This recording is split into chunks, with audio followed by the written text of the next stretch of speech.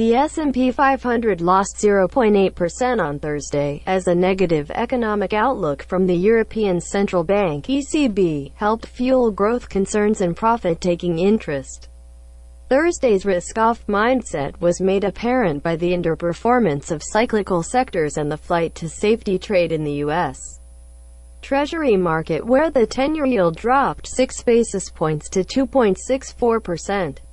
The Dow Jones Industrial Average lost 0.8%, the Nasdaq Composite lost 1.1%, and the Russell 2000 lost 0.9%. A technical violation of the S&P 500's and Nasdaq Composite's 200-day moving averages also contributed to some selling interest. Both closed below that key technical level. 10 of the 11 S&P 500 sectors finished lower, with consumer discretionary minus 1.4%, financials minus 1.1%, and information technology minus 0.9% leading the retreat. Conversely, the utilities sector plus 0.3% was the lone group to finish higher. The European Central Bank issued a dovish-minded policy stance, which was an acknowledgement of the slowing growth in the Eurozone. The ECB left its key interest rates unchanged, but it also, 1. pushed out its guidance for rates to stay at their present level at least through the end of 2019, versus prior guidance of at least through the summer of 2019, and 2. reintroduced a targeted long-term refinancing operation (TLTRO) that will begin in September 2019 and continue through March 2021.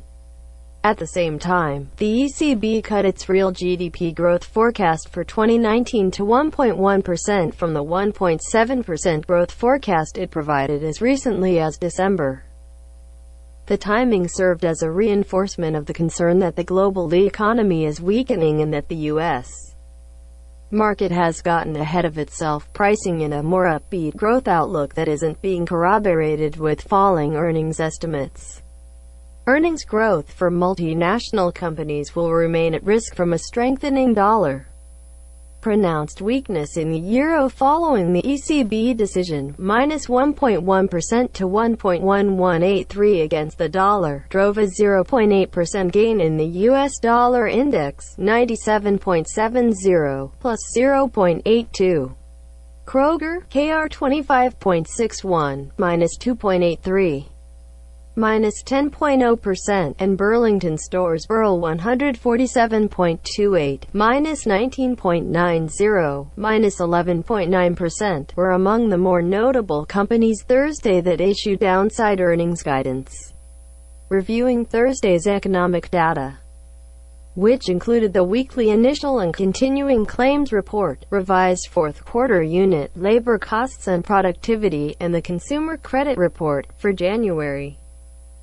Initial claims for the week ending March 2 were low at 223,000, versus consensus 224,000, as expected, while continuing claims for the week ending February 23 fell by 50,000 to 1.755 million. The key takeaway from the report is that the low level of initial claims is consistent with prior readings that have been consistent with the understanding that labor market conditions remain tight. Non-farm business sector labor productivity increased 1.9% versus consensus 1.7% in the fourth quarter. Unit labor costs increased 2.0% versus consensus 1.5%. The key takeaway from the report is that the annual average productivity from 2017 to 2018 was a lowly 1.3%, which is below the long-term rate of 2.1% from 1947 to 2018. Total outstanding consumer credit increased by $17 billion in January, versus consensus $17 billion, after increasing a revised $15.4 billion from $16.5 billion in December. Once again, credit growth was rooted in non-revolving debt, like car loans and student loans, while revolving credit cards, expanded at a more muted pace.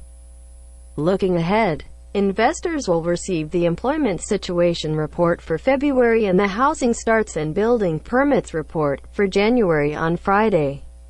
Russell 2000 plus 13.0% YTD, Nasdaq Composite plus 11.9% YTD, S&P 500 plus 9.7% YTD, Dow Jones Industrial Average plus 9.2% YTD.